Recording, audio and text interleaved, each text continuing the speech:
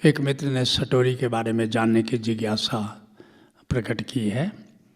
सटोरी एक जापानी शब्द है जिसका अर्थ जापान में ऊर्जा के रिस्पेक्ट में एनलाइटनमेंट माना जाता है। अलग अलग जो आध्यात्म के आयाम हैं तो सभी अलग अलग आयामों से संबोधि के द्वार तक पहुंचा जा सकता है। जैसे रामकृष्ण परमहंस ने इस पर बड़ा प्रयोग किया। शुरू में रामकृष्ण परमहंस को नाद के रिस्पेक्ट में, ओंकार के रिस्पेक्ट में आत्मज्ञान हुआ। एक बात समझ लो, जब मैं आत्मज्ञान कहता हूँ तो इसका तात्पर्य क्या है। जैसे तुम नाद श्रवण करते हो, ओंकार का श्रवण करते हो, लेकिन एक दिन श्रवण करते करते करते करते एक दिन बोध हो जाता है कि मैं ही नाद हूँ। दोनों में फ़र्क है। नाद को ऐसे तुम श्रवण करते हो कि नाद ऑब्जेक्ट की तरह है, लेकिन एक दिन तुमको लगता है कि नहीं, ऑब्जेक्ट नहीं है, ये सब्जेक्ट है, मैं ही नाद हूँ। इसका मतलब कि नाद के रिस्पेक्ट में आत्मज्ञान हो गया। रामकृष्ण परमहंस ने सोचा अलग अलग धाराएं हैं, अलग अलग विधियाँ हैं, अलग अलग पंथ हैं, अलग अलग मार्ग हैं, तो अलग अलग मार्गों से फिर हम देखें। तो उन्होंने नूर की साधना की, सूफी साधना की, और एक दिन उनको हुआ कि मैं ही नूर हूँ। तो नूर के रिस्पेक्ट में उनको आत्मज्ञान हुआ। तो ऐसे ही चैतन्य की साधना की। चैतन्य भीतर मेरे चैतन्य है, लेकिन भीतर मेरे चैतन्य है ये अलग बात है। लेकिन एक दिन इट डॉन्स ऑन यू, एक दिन तुमको ऐसी प्रतीति गहराती है कि मैं ही चैतन्य हूँ। इसका मतलब चैतन्य के रिस्पेक्ट में आत्मज्ञान हो। तो ऐसे 7 आयामों में रामकृष्ण परमहंस ने साधना की, और फिर मेरा भाव आया कि जितने भी प्रभु के 21 आयाम हैं आत्मा के, तो जरा 21 आयामों की साधना करते हैं। और इस तरह जो तुम्हारे अभी कार्यक्रम हैं, 28 तल के कार्यक्रम हैं, तो उसमें अलग अलग आयामों की साधना की गई, और ऐसे ही ऐसे समाधि कार्यक्रम विकसित हुए। ऊर्जा समाधि आई, दिव्य समाधि में 4 तत्व हैं, ऊर्जा समाधि में 2 तत्व हैं, फिर आनंद समाधि में 2 तत्व हैं, प्रेम समाधि में तत्व है, अद्वैत समाधि में है। तो उन 21 आयामों की साधना करते करते मुझे लगा कि मैं नाद हूँ, मैं नूर हूँ, मैं अमृत हूँ, मैं उमंग हूँ, मैं मंगल हूँ। और समाधि कार्यक्रम इस तरह विकसित होते चले गए। तुम्हारे लिए ज़रूरी नहीं है कि तुम इतने आयामों पर प्रयोग करो। ये ऐसा ही हुआ कि तुम एक विषय में एमए हो गए, हिंदी से एमए हो गए, बस बात समाप्त हो गई। लेकिन कई लोगों को ऐसी इच्छा जगती है कि वो डबल एमए करते हैं, ट्रिपल एमए करते हैं। तो कुछ लोगों का है शौक़, अपना करें। रामकृष्ण परमहंस को शौक़ था, या मुझे अगर लोगों को बताना है तो सारे अनुभवों से गुजरने की ज़रूरत है। अगर जिन लोगों को सद्गुरु होना है, लोगों को गाइड करना है, उनके लिए ये सब हो सकता है, कई आयामों से गुजरने की प्रक्रिया हो सकती है। लेकिन अगर तुम एक विषय से, एक आयाम से भी अगर तुमने जान लिया कि मैं आत्मा हूँ, तो आत्मज्ञान हो गया, एनलाइटनमेंट हो गया। माना कि एनलाइटनमेंट की अलग अलग ऊंचाइयाँ हैं, और बियॉन्ड एनलाइटनमेंट भी जर्नी है, क्योंकि भक्ति की यात्रा तो एनलाइटनमेंट के बाद शुरू हो जाती है। उसी तरह से सटोरी जापान में इसी को एनलाइटनमेंट माना जाता है। सटोरी क्या है? ऊर्जा के रिस्पेक्ट में एनलाइटनमेंट हो जाना सटोरी है। इसको भारत में एनलाइटनमेंट नहीं कहते, इसको कुंडलनी जागरण कहते हैं।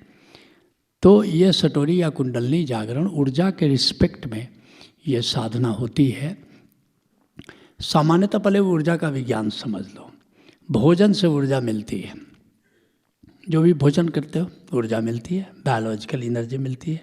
ये जब सोते हो तो ऊर्जा कंजर्व होती है, जब जागे होते हो तो ऊर्जा खर्च होती है।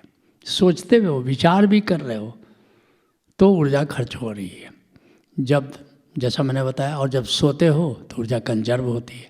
जब व्यायाम करते हो तो ऊर्जा जगती है, और जब ध्यान करते हो तो ऊर्जा चढ़ती है।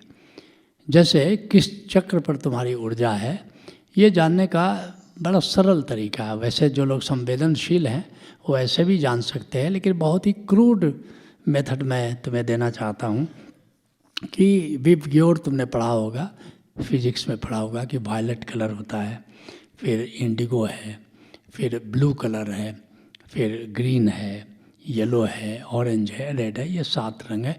तो ये जिस चक्र पर ऊर्जा रहती है उसके अनुसार आंख बंद करने पर वो कलर दिखाई देता है। तो जैसे मान लो तुमने यहाँ किया या समाधि से तुम उठे हो, तो उस समय उठने के तुरंत बाद अगर तुम देखोगे तो तुमको वायलेट कलर बंद आँखों से दिखाई देगा, अर्थात तुम्हारी ऊर्जा सहस्रार पर है। और इसी तरह मान लो कि तुम प्याज खा लो, तुम लहसुन खा लो, और थोड़े देर के बाद आंख बंद करके देखोगे तो रेड कलर दिखाई पड़ेगा, बिल्कुल ऊर्जा मूलाधार पर चली जाती है। तो किस चक्र पर तुम्हारी ऊर्जा है उसके अनुसार तुम रंग देख सकते हो। और यहाँ पर जब समाधि से उठते हो तो उस समय ज़रा आंख बंद करके देखना, तो देखना क्या सुंदर बैंगनी रंग दिखाई देता है, अर्थात तुम्हारी ऊर्जा सहस्रार पर है उस समय। इसीलिए जो लोग साधक हैं उनको प्याज लहसुन खाना मना किया जाता है। इसलिए मना किया जाता है कि तुम जो साधना करते हो तो ऊर्जा ऊर्ध्वगमित होती है, और तुम जाकर के प्याज लहसुन खा लिए तो सारा जो तुम्हारी सारी मेहनत है वो तो बेकार चली गई, फिर से अपना चला गया मूलाधार चक्र पर। तो चीज़ों को खाने पीने में भी एक साधक को बड़ा परहेज करना चाहिए। उसी तरह से जैसे मान लो कि तुम एकांत में हो, वृक्ष के नीचे हो, हिमालय पर गए हो या किसी जलाशय के पास हो तो ऊर्जा ऊर्ध्वगामी हो जाती है। लेकिन भीड़ में हो, बाजार में गए हो, मॉल में किसी, सबसे ज़्यादा ऊर्जा मॉल में डाउन हो जाती है, इतने यहाँ भीड़ पर। और कैसीनो में जाओ तो बिल्कुल मूलाधार चक्र में। तो साधकों को ऐसी जगह पर नहीं जाना चाहिए। बल्कि भारतवर्ष में एक ये भी बात थी, जो केरल के मंदिर में, साबरमला मंदिर में एक विवाद चल रहा है कि जो मासिक स्राव के एज में महिलाएं उनको मंदिर में प्रवेश नहीं दिया जाता है। हमारे भारत में भी ये प्रथा थी, जो पहले संयुक्त परिवार हुआ करता था, तो मासिक स्राव के समय महिलाओं को किचन में जाने की इजाज़त नहीं थी, क्योंकि उस समय ऊर्जा उनका निश्चित रूप से नीचे होता है, और अगर वो खाना बनाए तो उस भोजन तक ग्रहण करने से ऊर्जा नीचे हो जाती है। तो उसकी एक वैज्ञानिकता थी। लेकिन आजकल अब संयुक्त परिवार तो रह नहीं है, परिवार में एक ही महिला है, अगर वो खाना ना बनाए तो फिर परिवार के लिए मुश्किल हो जाता है। लेकिन निश्चित रूप से ये ऊर्जा ध्यान से चढ़ती है। कुछ जैसे तुलसी पत्र है, लौंग है, इलायची है, ऐसी चीज़ें खाओ, इससे भी ऊर्जा चढ़ती है। अब कुछ लोगों ने साधना में देखा कि भांग से ऊर्जा चढ़ती है, तो लोगों ने सोचा इतना ध्यान क्यों किया जाए, भांग और गांजा का सेवन कर लिया जाए। लेकिन वो ये भूल जाते हैं कि भांग और गांजा से ऊर्जा चढ़ती ज़रूर है, लेकिन हेल्थ, स्वास्थ्य प्रभावित हो जाता है, बाद में हाथ कँपने लगते हैं, कमज़ोर हो जाता है शरीर। इसलिए ऊर्जा चढ़ाने के लिए अपना स्वास्थ्य पर बात करने की ज़रूरत नहीं है, बड़ी आसानी से ध्यान से अपनी ऊर्जा जगा सकते हो। और ओशो ने जितने ध्यान प्रयोग किए हैं अधिकतर, चाहे सक्रिय ध्यान हो, कुंडलनी ध्यान हो, नटराज हो, तो आप देखोगे कि शुरू में व्यायाम है। सक्रिय ध्यान में कितना व्यायाम है, क्योंकि व्यायाम से ऊर्जा जगती है, और फिर ओशो ध्यान उसके बाद देते हैं ताकि ध्यान से जो ऊर्जा जगी है ऊपर की ओर चढ़े। लेकिन होता यूँ है कि ऊर्जा चढ़ी ध्यान में और थोड़ी देर के बाद में ऊर्जा डाउन हो जाती है। जब गए वहाँ खाना वाना खा लिए, कुछ खाए पिए, तो ऊर्जा डाउन होती थी। ऊर्जा चढ़ती है, उतरती है, चढ़ती है, उतरती है, ये खेल चलता रहता। लेकिन अगर ऊर्जा जगाने वाले ध्यान किए जाएं, जैसा मैंने बताया सक्रिय ध्यान, ऊर्जा जगाने के लिए कुंडली ध्यान, ये बहुत अच्छा है। या गोल्डन मेडिटेशंस जितने बने हैं, जो आजकल तुम लोग कायाकल्प या अजपा शिविर या सटोरी के मित्र कर रहे हैं, सब ऊर्जा जगाने के हैं। तो ऐसे ही करते करते एक दिन ऐसा होता है कि सहस्रार पर ऊर्जा चढ़ी और स्थिर हो गई, और कम से कम 7 दिन स्थिर रही। अब सटोरी शब्द जापान में कहाँ से पहुँचा, निश्चित बुद्धिस्ट लिटरेचर से गया।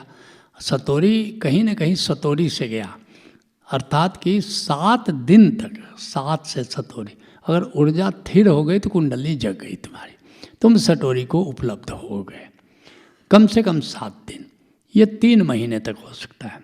7 दिन से लेकर 3 महीने तक ऊर्जा स्थिर हो गई और फिर मीठा मीठा स्फुरण होने लगता है। उस समय बड़े सावधानी की ज़रूरत है। अब ऐसी चीज़ मत खाओ, प्याज लहसुन या ऐसी कोई, या भीड़ भड़का में मत जाओ, बाज़ार में मत जाओ, ताकि ऊर्जा अधिक से अधिक दिनों तक वहाँ टिकी रहे। उससे क्या लाभ होगा? उससे लाभ होगा कि अब दूसरे आयामों से भी अब एनलाइटन होना सरल हो जाएगा, क्योंकि जैसे ही ध्यान में बैठोगे, अब पाथ खुल गया, जैसे ध्यान में बैठोगे तुरंत ऊर्जा ऊर्ध्वगामी हो जाएगी। तो इसलिए सभी साधकों को चाहिए कि सटोरी को उपलब्ध हो जाए। ये बहुत ही साधना के लिए सहायक है। इसको सटोरी कहते हैं।